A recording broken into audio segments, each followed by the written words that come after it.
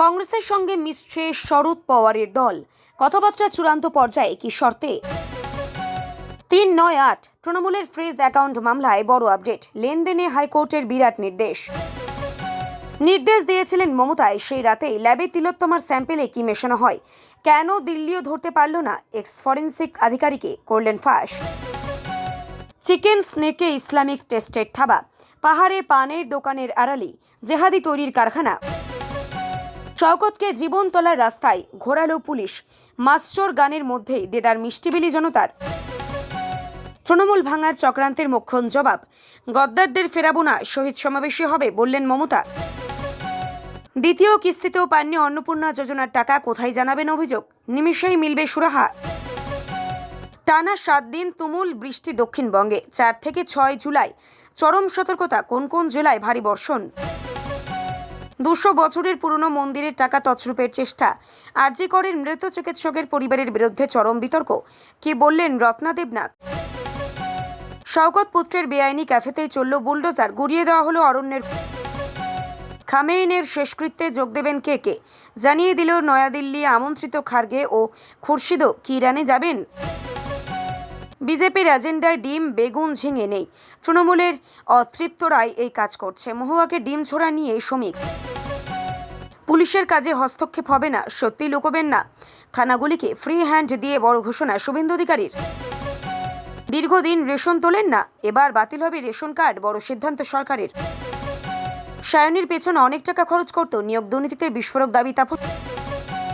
এবার শিক্ষাশ্রী স্কলারশিপে মিলবে আর্থিক সহায়তা, 5ম থেকে 8ম শ্রেণীর পড়ুয়াদের। আবেদন কিভাবে? নাম দেবরাজ হলেও কাজকর্ম ছিল রাবণের মতো, বিস্ফোরক মন্তব্যে তোলপাড় ফেললেন রাজ্যের স্বাস্থ্যমন্ত্রী। বিধানসভায় আগেই জানিয়েছিলেন শুভেন্দু, আজ 2রা জুলাই মন্ত্রিসভায় পেশ হবে ইউসিসি খসড়া। নবান্নে ম্যারাথন বৈঠক।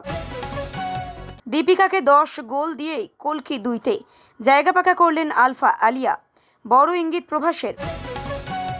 ঘরে বসে শুরু করুন রেলের টিকিট বুকিংয়ের ব্যবসা, জানুন কিভাবে শুরু করবেন। নতুন আধার অ্যাপে 5টি বড় বদল, কিভাবেই সুরক্ষিত থাকবে আপনার তথ্য, জেনে নিন খুঁটিনাটি।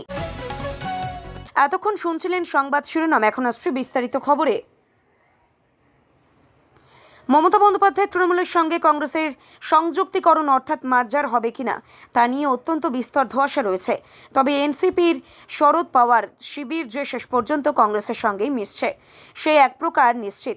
সূত্রের খবর, দুই দলের কথাবার্তা অনেক দূর এগিয়েছে, যদিও প্রকাশ্যে শরদ ওই সংযুক্তিকরণের দাবি খারিজ করে দিয়েছেন এনসিপি এসপি। সূত্রের খবর, মমতা বন্দ্যোপাধ্যায় এবং এম.কে. স্ট্যালিনের মতো হেভিওয়েট নেতাদের হারের পর নিজের রাজনৈতিক দল ও মেয়ের রাজনৈতিক ভবিষ্যৎ নিয়ে চিন্তিত মারাঠা স্ট্রংম্যান। মাঝে বেশ কিছুদিন অজিত পাওয়ারের সঙ্গে দল মিশিয়ে দেওয়া নিয়েও আলোচনা করছিল শরদ শিবির, যদিও সেই আলোচনা ফলপ্রসূ হয়নি। সুনেত্রা পাওয়ারের নেতৃত্বে এনসিপি বিজেপির সঙ্গে জোটেই থাকতে চাইছে, ফলে শরদ পাওয়ারের কাছে কংগ্রেসের সঙ্গে মিশে যাওয়া ছাড়া বিশেষ কোনো বিকল্প নেই। কারণ তার দলের যে 8 সদস্য রয়েছে, সাংসদ রয়েছে এবং 10 বিধায়ক রয়েছেন, তারাও যে কোনো মুহূর্তে দল ছেড়ে বিজেপির সঙ্গে জোট বাঁধতে পারেন। এই পরিস্থিতিতে কংগ্রেসেই ভবিষ্যৎ দেখছেন মহারাষ্ট্রের প্রবীণ রাজনীতিবিদ। পাওয়ার ঘনিষ্ঠ সূত্র বলছে, কংগ্রেসের সঙ্গে দল মিশিয়ে দিতে বিশেষ আপত্তি নেই শরদের। তিনি নিজেও দীর্ঘদিন কংগ্রেসে ছিলেন। তাছাড়াও এই মুহূর্তে কংগ্রেস দল মিশালে বিরোধী শিবিরেও শক্তিশালী হবে, তবে তার একাধিক শর্ত রয়েছে। প্রথম শর্ত হচ্ছে মেস সুপ্রিয়া সুলেকে কংগ্রেসের সর্বভারতীয় স্তরের কোনো বড় পদ দিতে হবে, সেটা সহসভাপতি বা সমতুল হতে পারে কিছু। আবার কংগ্রেস ওয়ার্কিং কমিটিতে তার দলের প্রতিনিধিত্ব নিশ্চিত করতে হবে। সূত্র বলছে, ইতিমধ্যে মহারাষ্ট্রে কংগ্রেস নেতাদের সঙ্গে নিজের দলের নেতাদের এই নিয়ে আলোচনা করার নির্দেশ দিয়েছেন শরদ। রাজ্য স্তরের নেতাদের মধ্যে আলোচনা চূড়ান্ত হলে এআইসিসি স্তরে শরদ নিজেই কথা বলবেন বলে সবটা দ্রুত চূড়ান্ত হয়ে যেতে পারে। যদিও প্রকাশ্যে শরদ পাওয়ার এখনও কংগ্রেসের সঙ্গেই দল মিশিয়ে দেওয়ার সম্ভাবনা উড়িয়ে দিচ্ছেন। তিনি বলছেন, এনসিপি এসপি স্বতন্ত্র, আমাদের কোনো সাংসদও দল ত্যাগ করবেন না। কেউ কেউ অবশ্য বলছেন বিজেপির সঙ্গে জোটের রাস্তাও পুরোপুরি বন্ধ করেননি শরদ, যদিও ওয়াকিবহল মহলের ধারণা সবটাই কংগ্রেসের উপর চাপ বাড়ানোর কৌশল, যাতে দরদামে বেশি সুবিধা করা যায়। চিকেন স্নেক অর্থাৎ শিলিগুড়ি করিডরের মাথায় একেবারে চীন সীমান্তে বসে পাকিস্তানের হয়ে চরবৃত্তির অভিযোগ। শুধু তাই নয়, ইসলামিক স্টেট এসআই এর জন সদস্য সংগ্রহের চেষ্টা, তাও আবার কিনা পান দোকানের আড়ালে বসেই। এমনকি গ্রুপ অফ ইসলামিক মেম্বার্স নামে ইনস্টাগ্রাম গ্রুপ খুলে লাগাতার ভারত বিরোধী প্রচার চালানো হচ্ছিল বলে অভিযোগ। কেন্দ্রীয় গোয়েন্দা সংস্থার বিশেষ দল এবং গ্যাংটক পুলিশের যৌথ অভিযানে গ্রেপ্তার মোহাম্মদ আরজু নামে এক যুবক। গ্যাংটক শহরের নাম নাং এলাকা থেকে 19 বছরের ওই যুবককে গ্রেপ্তার করা হয়। সিকিম পুলিশ সূত্রেই জানা গিয়েছে, আরজু বাবার সঙ্গে লোয়ার এমজি মার্গের কাছে একটি পানের দোকান চলত। ব্যবসার আড়ালে এহেন ষড়যন্ত্রে ওই যুবক যুক্ত ছিলেন বলেই গোয়েন্দা সূত্রে জানা গিয়েছে। এই বিষয়ে আরও বিস্তারিত জানতে দফায় দফায় ধৃত ওই যুবককে জেরা করা হচ্ছে। এই ঘটনাকে উদ্বেগজনক বলে মন্তব্য করেছে সিকিমের বিধায়ক কলা রায়। তিনি আরও বলেন, খুব শীঘ্রই উদ্বেগজনক ঘটনা এটা। সিকিম আন্তর্জাতিক সীমান্ত ঘেরা, এখানে পাক এজেন্ট ধরা পড়া মামুলি ঘটনা নয়। এখান থেকে প্রতিটি দোকানকে কি করছে সেটা খতিয়ে দেখা জরুরি। তদন্তকারী গোয়েন্দারা গ্রুপ অফ ইসলামিক মেম্বার্স নামে ইনস্টাগ্রাম গ্রুপকে চিহ্নিত করেছে। অভিযোগ, ওই গ্রুপটি ভারত বিরোধী সন্ত্রাস, বিষয়বস্তু আদান প্রদান এবং স্থানীয় পর্যায়ে সদস্য সংগ্রহের জন্য ব্যবহৃত হতো। তাৎপর্যপূর্ণভাবে সিকিমের গ্যাংটক শহর থেকে 112 কিলোমিটার দূরে রয়েছে চিকেন স্নেক। উত্তর পূর্বাঞ্চলের 7 সিস্টারের সঙ্গে যোগাযোগের এই সংকীর্ণ ভূখণ্ডের দিকে কুনজর রয়েছে পাকিস্তান ও চীনের মদতপুষ্ট বাংলাদেশি জঙ্গিদের। এই প্রেক্ষাপটে গ্যাংটক শহর থেকে মোহাম্মদ আরজু গ্রেপ্তারের পর চিন্তা বেড়েছে। নিষিদ্ধ জঙ্গি সংগঠন আইএসের নেটওয়ার্ক তদন্তে নেমে দিল্লির কেন্দ্রীয় গোয়েন্দা দল গ্যাংটকের মোহাম্মদ আরজুর নাম জানতে পারে। অভিযোগ, ওই যুবক ইনস্টাগ্রাম গ্রুপ ব্যবহার করে উগ্রবাদী প্রচার চালিয়ে সদস্য সংগ্রহ এবং তথাকথিত ইসলামিক রাষ্ট্রের মতাদর্শ প্রচারে সক্রিয় ছিল। এরপরই গ্যাংটক পুলিশের সঙ্গে যৌথ অভিযানে নামে দিল্লি থেকে আসা কেন্দ্রীয় গোয়েন্দা দলটি। 21শে জুলাইয়ের শহীদ সমাবেশের প্রাক্কালে চরম রাজনৈতিক টানাপোড়েন শুরু হয় বাংলায়। একদিকে যখন তৃণমূল কংগ্রেসের নাম এবং ঘাসফুল প্রতীকের অধিকার পেতেই দিল্লির নির্বাচন কমিশনে দরবার করতে পৌঁছল বিক্ষুব্ধ বিধায়কের দল, ঠিক তখনই দলের কর্মীদের চাঙ্গা করতে পাল্টা কড়া বার্তা দিলেন মমতা বন্দ্যোপাধ্যায়। স্পষ্ট জানিয়ে দিলেন, দলত্যাগীদের আর কোনোভাবেই ফেরানো হবে না। বুধবার দক্ষিণ কলকাতার মহারাষ্ট্র নিবাসে আয়োজিত 21শে জুলাইয়ের প্রস্তুতি বৈঠক থেকে রাজ্য রাজনীতিতে এই নতুন মেরুকরণ স্পষ্ট হয়েছে। বেঈমানদের আর ফেরাবো না, প্রস্তুতি বৈঠক থেকে কড়া বার্তা মমতার। বুধবার মহারাষ্ট্র নিবাসে 21শে জুলাইয়ের শহীদ সমাবেশের প্রস্তুতি খতিয়ে দেখতে বৈঠকে বসেছিলেন তৃণমূলের শীর্ষ নেতৃত্ব। সেখানে উপস্থিত ছিলেন শোভনদেব চট্টোপাধ্যায়, মদন মিত্র, চন্দ্রিমা ভট্টাচার্য এবং কুণাল ঘোষের মতো প্রথম সারির নেতারা। এই বৈঠকেই দূরাভাষের ফোন মাধ্যমে দলের নেতা কর্মীদের উদ্দেশ্যে বার্তা দেন মমতা বন্দ্যোপাধ্যায়।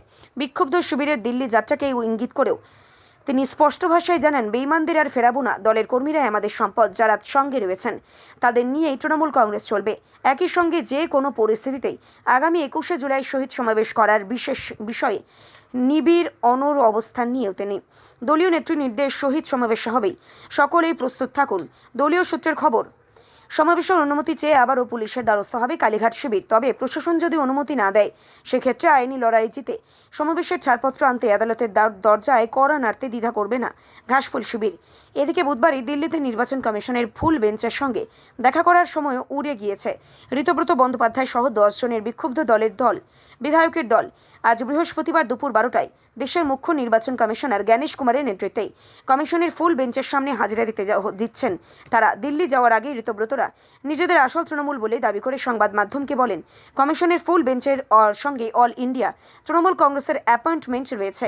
আমরা 10 জন সমষ্টিগতভাবেই কমিশনের সামনে হাজির হব। উল্লেখ্য, গত 22শে জুন এই বিক্ষুব্ধ গোষ্ঠীটি একটি বিশেষ অধিবেশনে ডেকে নিজেদের মতো করে দলের নতুন কার্যকরী সমিতি ঘোষণা করেছিল। তারপরেই তারা নির্বাচন কমিশনের কাছে প্রতীক ও নামের অধিকার চেয়ে লিখিত আবেদন জানায়। সেই আবেদনের ভিত্তিতে আজ তাদেরকে ডেকে পাঠিয়েছে কমিশন।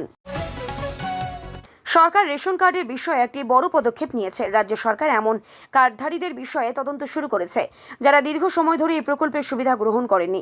খাদ্য দপ্তর এমন বহু রেশন কার্ডধারীদের চিহ্নিত করেছে যারা মাসের পর মাস কোনো রেশন সামগ্রী নেননি। সরকার রেশন কার্ডের বিষয়ে একটি বড় পদক্ষেপ নিয়েছে। রাজ্য সরকার এমন কার্ডধারীদের বিষয়ে তদন্ত শুরু করেছে যারা দীর্ঘ সময় ধরে এই প্রকল্পের সুবিধা গ্রহণ করেননি। খাদ্য দপ্তর এমন বহু রেশন কার্ডধারীদের চিহ্নিত করেছে যারা মাসের পর মাস বা বছরের পর বছর ধরে কোনো রেশন সামগ্রী নেননি। বর্তমানে 8 লক্ষেরও বেশি রেশন কার্ড যারাই বাছাইয়ের আওতায় রয়েছে।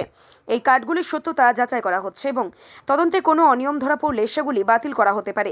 সরকারের বক্তব্য অনুযায়ী প্রকৃত অভাবী মানুষের কাছে, বিশেষ করে যাদের নতুন রেশন কার্ড বা নাম সংযোজনের আবেদন ঝুলে আছে, যাতে এই রেশন কার্ড পৌঁছায় তা নিশ্চিত করতেই এই পদক্ষেপ নেওয়া হয়েছে। তদন্ত চলাকালীন এমন অনেক রেশন কার্ডের বিষয়টি সামনে এসেছে, যেগুলিতে ডুপ্লিকেট, একাধিকবার ইস্যু হওয়া এবং সন্দেহজনক কার্ডের মতো অনিয়ম দেখা যাচ্ছে। সরকার আর্থিকভাবে সচ্ছল ব্যক্তিদের 30 জুনের মধ্যেই তাদের রেশন কার্ড জমা সারেন্ডার দেওয়ার আহ্বান জানিয়েছেন। যারা যোগ্য না হওয়া সত্ত্বেও এই প্রকল্পের সুবিধা নেওয়া অব্যাহত রাখবে, তাদের বিরুদ্ধে কঠোর ব্যবস্থা নেওয়া হতে পারে। তাই আপনি যদি 6 মাস বা 1 বছর ধরে রেশন না নিয়ে থাকেন, তবে আপনার তালিকা থেকে বাদ দেওয়া হতে পারে আপনার। রাজ্যের শিক্ষক নিয়োগ দুর্নীতি মামলায় নতুন করে রাজনৈতিক বিতর্ক উস্কে দিলেন মামলার অন্যতম অভিযুক্ত তাপস মণ্ডল। দীর্ঘদিন ধরে তদন্তকারী সংস্থা জিজ্ঞাসাবাদের মুখোমুখি হওয়া তাপস এবার প্রকাশ্যে এমন কিছু দাবি করেছেন যা ঘিরে আবারও তোলপাড় শুরু হয়েছে রাজনৈতিক মহলে। শুধু অভিষেক বন্দ্যোপাধ্যায় নয়, তার মন্তব্যে উঠে এসেছে তৃণমূল নেত্রী সায়নী ঘোষের নাম। আর সে কারণেই নতুন করে শুরু হয়েছে জোর রাজনৈতিক তরজা। নিয়োগ দুর্নীতিতেই কিভাবে জড়িয়ে সায়নী। তৃণমূল কংগ্রেসে গত কয়েক বছরেই বিনোদন জগতের একাধিক পরিচিত মুখ গুরুত্বপূর্ণ হয়ে দায়িত্ব পেয়েছেন। তাদের মধ্যে অন্যতম সায়নী ঘোষ। অভিনয়ের পাশাপাশি সক্রিয় রাজনীতিতে এসে তিনি দলের যুব সংগঠনের দায়িত্ব সামলেছেন। নির্বাচনী প্রচারে গুরুত্বপূর্ণ ভূমিকা নিয়েছে এবং সাংসদ হিসেবেও দায়িত্ব পালন করেছেন। তবে সাম্প্রতিক রাজনৈতিক পরিস্থিতির প্রেক্ষাপটে তাকে নিয়েও আলোচনা চলছে। এর মধ্যেই তার নাম টেনে বিস্ফোরক অভিযোগ করলেন তাপস মণ্ডল।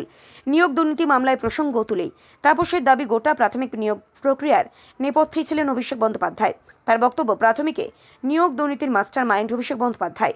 সব জানতেন মমতা, জেনেও চুপ করেছিলেন। তাপস মণ্ডলের অভিযোগ, কুন্তল ঘোষের মাধ্যমে বিপুল পরিমাণ অর্থ সংগ্রহ করা হতো এবং সেই টাকা কালীঘাটের কাকুর হাতেই পৌঁছত। সায়নী ঘোষ নিয়েও একাধিক দাবি করেছিলেন তাপস মণ্ডল। কুন্তল ঘোষের প্রসঙ্গ টেনেই তাপসের বক্তব্য, গোটা রাজ্যে এরকম হাজার কুন্তল পাওয়া যাবে যারা অভিষেকের নামে টাকা তুলেছে। সায়নীর পেছনে অনেক খরচ করত কুন্তল, কারণ ও তো যুব সম্পাদক আর সায়নী যুব সভানেত্রী। ওকে তো ফ্ল্যাট গাড়ি দিয়েছে। 1 জুলাই থেকে দেশ জুড়ে চালু হয়ে গেল কেন্দ্রের নতুন আধার মোবাইল অ্যাপ। একই সঙ্গে পথ চলা শেষ হলো পুরনো আধার অ্যাপের। আধার কর্তৃপক্ষের উদয় এর তরফে সোশ্যাল মিডিয়া প্ল্যাটফর্ম এক্সে বড় ঘোষণা করা হয়েছে। নতুন এই অ্যাপে সাধারণ মানুষের তথ্যের সুরক্ষা যেমন কয়েক গুণ বাড়িয়ে দেওয়া হয়েছে, তেমনি ভেরিফিকেশন পদ্ধতিও করা হয়েছে ভীষণ সহজ। তবে পুরনো অ্যাপটি বন্ধ হয়ে যাওয়ায় অনেকের মনেই প্রশ্ন উঠতে শুরু করেছে, তবে কি আগের সব তথ্য মুছে যাবে? আধার কর্তৃপক্ষ অবশ্য আশ্বস্ত করে জানিয়েছে, ভয়ের কোনো কারণ নেই। অন্তত সুরক্ষার অত্যন্ত সুরক্ষিত উপায়ে ধাপে ধাপে সব তথ্য নতুন অ্যাপেই চলে আসবে। পুরনো অ্যাপের তথ্যের কি হবে? নতুন অ্যাপ আসায় পুরনো আধার অ্যাপের কোনো তথ্য মুছে যাবে না। গ্রাহকদের সুবিধার কথা মাথায় রেখে অত্যন্ত সতর্কতার সাথেই পরিবর্তনের কাজ করা হচ্ছে। আপাতত সচল পুরনো অ্যাপ।